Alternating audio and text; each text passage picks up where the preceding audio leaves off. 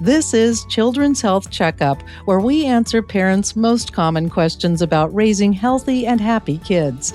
I'm Amanda Wild, your host, and today we're looking forward to summer fun and relaxation with our families in and near water. This episode is all about safety at the beach with David Aguilar, Program Manager of Injury Prevention at Children's Health. David, thank you so much for being here. Thank you for the invite. I appreciate you getting this message out there. Well, looking at the big picture here, what are the most common safety risks for kids at the beach? Going to the beach can mean so many things. Parents start looking at ways they can keep their kids safe. They start loading up all the things like sunblock. They start looking for the right equipment to wear, like the UV ray shirts. They start looking for all those little things. But one of the things that is most concerning and something that parents don't think about sometimes is how dangerous the beach can be. Just because of the waves could make that vacation trip a little bit disastrous if parents don't know what to look for. So, what should parents know about water safety, waves and rip currents, and supervision? I'll start with a personal story, if that's okay. One time, and this is kind of what guided me to think a little bit different. There was a beach trip that I took that I'm also a swim instructor. And so I like to swim a little bit farther out. And this time, the wake was a little bit rougher. On my way back in, I always tell my students and my kids to make sure that they turn on their back, relax, recover, and they can swim again. But I was having such a hard time because the water kept splashing in my face. I couldn't relax. I was freaking out. It got to the point that the second time I did that, I was like, just relax, turn around, go as fast as you can, and hopefully you're able to touch the floor. I did that. But it took me to relax. So I think that's one of the most important things is that we cannot expect a teen or a 5-year-old to think about those little things. So that's when the parents come in and making sure that they are near the kids when this is happening. So some of the dangers is not knowing how dangerous the water is that day, the current, the rip current, to know how to read that, and making sure that whenever this happens and they face themselves in the rip current, for them not to try to fight it, for them to float, swim parallel, and then find a more relaxing area where the water is not as rough and try to exit. So that's really one of the main things that are dangerous when at the beach. Are there specific rules or guidelines families should follow always to keep kids safe at the beach? Definitely. One of the first things is going to be pay attention to the flags. And of course, the flags, and you're going to notice right away if the water's going to be rough, then you're going to see those waves splashing, you're going to hear them. So that's going to be very important. But also, it's very important for parents to swim in an area where there's a lifeguard present.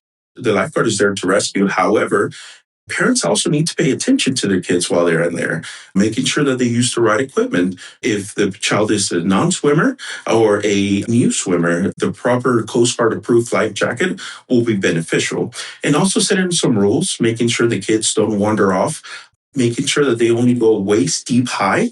That's going to be very, very important because setting those rules, it will be an important factor where the kids are not just going to be wander off and just thinking that they can go as deep as they can. Because the ocean is really very powerful and we don't always realize that. And now that you've made us aware of things we do in the water to be safe, the beach is more than water, although that's the first thing we think of, but there's sun and sand. So what are some of the lesser known beach hazards parents might overlook, like hot sand or digging holes? Yeah, so I think it's happened before that you can't wait to get inside the water, but then you have to go a certain amount of feet of really, really hot sand to get there. So having the right proper shoes, there are those sand shoes that you can wear to prevent some of those uncomfortable moments. And when it comes down to digging, so anytime that kids go to the beach, you think about sand castles, a classic move, right? It's something to play with, and also digging. But over the years, those have gotten, I think, challenges have come up where let's see how deep we can dig this hole, and those sand holes can collapse.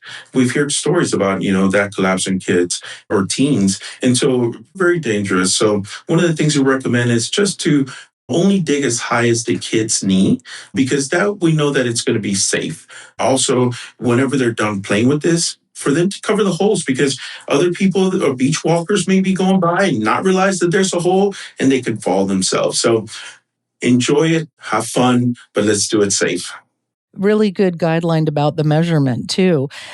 Now, speaking of sun, how can parents protect kids from sun exposure and heat and dehydration during a beach day? Yeah, and that's one of the things that a lot of parents don't think about because if you think about it, it's like yeah, it's hot, but we're in the water, so we should be okay, right? And so one of the things that parents sometimes forget, or we sometimes forget, is just not to drink enough water. Just because we're in the water doesn't mean that we're hydrating while we're in the water. So making sure that you drink plenty of water, wearing the right equipment, using hats, sunglasses, plenty of sunblock, because that's going to keep you safe ultimately in staying under the shade because ton of exposure will definitely get you hot as well. And the heat exhaustion can get you. So if you're able to get a little tent out there, stay under the tent. Yes, soak some sun, but come back into the tent and take some turns with that as well. And what should families know about marine life, sharp objects, and other environmental risks? One of those things that we know is that sometimes when we're in the beach, we really just focus on the water and not everything else, right? Then sometimes things wash ashore, broken glass, fish, or jellyfish come out, and so one of the things that they have to be careful is just check that environment, what it's like. You don't want a kid to step in that because that will be very painful, but also be aware that there could be some marine life around the shore as well. So knowing what to do if they see it, not to touch it, attempt to play with it or interact with it, but also, just notify if there's anybody around about those marine life around that shore. Now, with all of that in mind, what is your best advice for parents to prepare ahead of time for a safe and stress free beach trip? So one of the things that I will always recommend, yes, you can plan for protection as far as the sun, hydrating. You can watch the environment.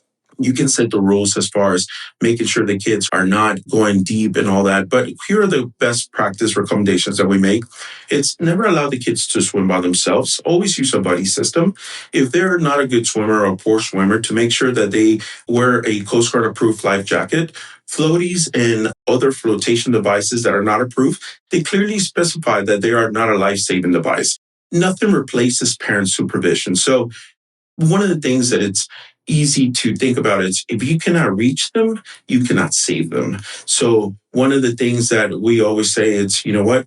Your protection, your supervision is going to be their protection. So making sure that they stay always supervising their child while they're in the water. And when we think about kids, we sometimes don't think about the teenagers as well. So teenagers need to be looked after as well.